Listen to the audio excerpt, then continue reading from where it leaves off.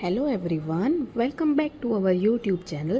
આજે હું તમારા માટે સેવ ટામેટાના શાકની એકદમ ટેસ્ટી રેસિપી લઈને આવેલી છું.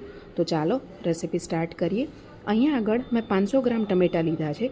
ટમેટાની અંદર જ લીલા ધાણા અને 3 થી 4 લીલા મરચાં એને એડ કરી દીધા છે. અને હવે આપણે મસાલા કરવાના છે. તો 1 ટેબલ સ્પૂન જેટલી હળદર, પછી આપણે અહીંયા આગળ 2.5 ટેબલ સ્પૂન જેટલું કાશ્મીરી લાલ મરચું, 1.5 ચમચી જેટલું ધાણા જીરો પાવડર અને સ્વાદ પ્રમાણે મીઠું એડ કરવાનું છે. આ બધા જ મસાલાને અહીંયા ટમેટાની અંદર જ એડ કરી દેવાનું છે અને એને સારી રીતે મિક્સ કરીને 10થી 15 મિનિટ સુધી આપણે એને રેસ્ટ આપવાનો છે. તો આપણે અહીંયા મસાલા કરીને એને મિક્સ કરી દેવાનું છે. મિક્સ કરીને ઢાંકણ ઢાંકીને એને 10થી 15 મિનિટ માટે રહેવા દઈએ. આ મારા પપ્પાના હાથનું ખૂબ જ ટેસ્ટી શાક છે. તો હું તમને રિકમેન્ડ કરું છું કે તમે એક વખત આ શાક જરૂરથી ટ્રાય કરજો અને પછી તમારા રિવ્યૂઝ મને કમેન્ટમાં જણાવજો કે તમને આ શાક કેવું લાગે છે. હવે અહીંયા મારા બધા જ મસાલા એડ થઈ ગયા છે. એડ થઈ ગયા પછી આપણે આ રીતે એને સારી રીતે મિક્સ કરી લેવાના છે. ટમેટાની અંદર આ રીતે બધા જ મસાલા એડ કરી દેવાથી એ બધા જ મસાલા સારી રીતે ચડી જાય છે અને ટમેટામાં મિક્સ થઈ જાય છે. હવે આપણા ટમેટાની અંદર આપણે બધા મસાલા એડ કરી દીધા છે અને આપણે એને ઢાંકણ ઢાંકીને 15થી 20 મિનિટનો રેસ્ટ આપ્યો છે. ત્યાં સુધી આપણે વઘારની તૈયારી કરી દઈએ. તો અહીંયા વઘાર માટે મેં 4 મોટા ચમચા જેટલું તેલ લીધેલું છે. તેલની અંદર એડ કરવા માટે 1 ચમચી જેટલી રાઈ અને 1 ચમચી જેટલું જીરું એડ કરવાનું છે.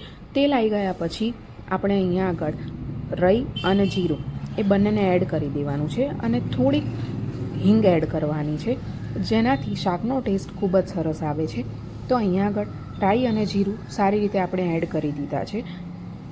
એ બંને સારી રીતે થઈ જાય એ પછી એક નાની ચમચી જેટલી મેં હિંગ એડ કરી દીધી છે.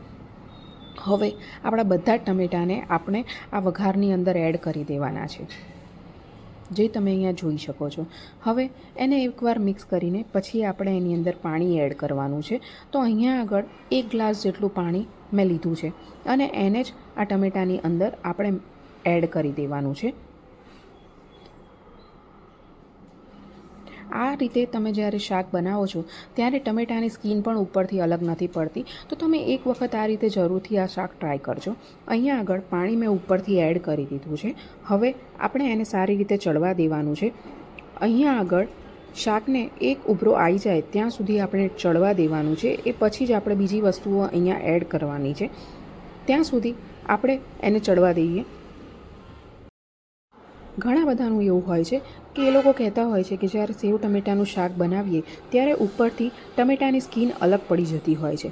પણ જ્યારે તમે આ રીતે શાક બનાવશો તો એમાં ટમેટાની સ્કીન ઉપરથી અલગ નહીં પડે અને એ ખાવામાં પણ ખૂબ જ સરસ લાગશે. એટલે તમે આ રીતે એક વખત જરૂરથી આ રેસીપી ટ્રાય કરજો. હવે આપણા શાકને આપણે એક ઉભરા સુધી ચડવા દેવાનું છે અને ત્યાં સુધી બીજી આઇટમ્સ તમને બતાવી દઉં જે એમાં એડ કરવાની છે. અહીંયા આપણે ટમેટાની ખટાશને બેલેન્સ કરવા માટે ગોળ અને થોડા અડદના પાપડના નાના ટુકડા કરીને લીધેલા છે.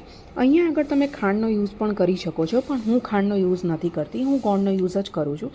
અહીંયા 4 થી 5 મોટા કટકા જેટલો ગોળ લઈને આપણે એમાં એડ કરી દેવાનો છે. એ ખાસ ધ્યાન રાખજો કે જ્યારે એમાં એક ઉભરો આવી જાય એ પછી જ આપણે ગોળને અહીંયા એડ કરવાનો છે. ગોળને સ્ટાર્ટિંગથી એડ નથી કરવાનો. અહીંયા આગળ હવે આપણે ગોળ સારી રીતે ટમેટાની અંદર મિક્સ થઈ જાય એ માટે ફરીથી એને થોડીક વખત ચડવા દેવાનું છે.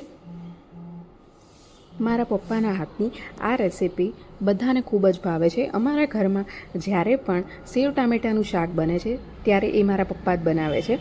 તો હું પણ તમને રિકમેન્ડ કરું છું કે તમે આ ટ્રાય કરો. તમારા ઘરમાં તમે મને રિવ્યૂઝમાં બતાવો કે તમારા ઘરમાં પણ કોઈ એવું છે કે જે તમને આ રીતે મદદ કરતું હોય, જેમના હાથની રેસિપી તમને ખૂબ ભાવતી હોય, તમારા પપ્પા, તમારો ભાઈ. તો મને રિવ્યૂઝમાં જરૂરથી જણાવજો. હવે જ્યારે આપણા ટમેટાં અને ગોળ સારી રીતે મિક્સ થઈ જાય એ પછી આપણે અહીંયા સેવ એડ કરવાની છે. સેવ અહીંયા આપણે લાસ્ટમાં એડ કરવાની છે. તો અહીંયા આગળ આપણે સેવ એડ કરી છે અને પછી આપણે અડદના પાપડના ઝીણા ઝીણા ટુકડા અહીંયા એડ કરવાના છે. હવે અહીંયા આગળ અગર તમારે થોડુંક શાક જાડું જોઈતું હોય તો એને થોડીક વખત માટે ચડવા દેજો. તો ઓટોમેટિક એ ગ્રેવી સેવના લીધે જાડી થઈ જશે.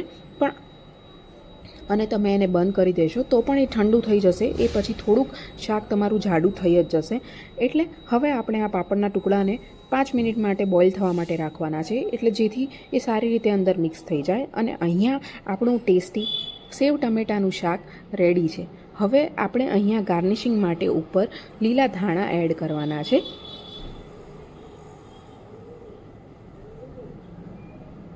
અહીંયા મારું આ ખૂબ જ ટેસ્ટી શાક બનીને રેડી થઈ ગયું છે. હવે આને તમે ગરમ ગરમ રોટલી સાથે, પરોઠા સાથે ખાઈ શકો છો.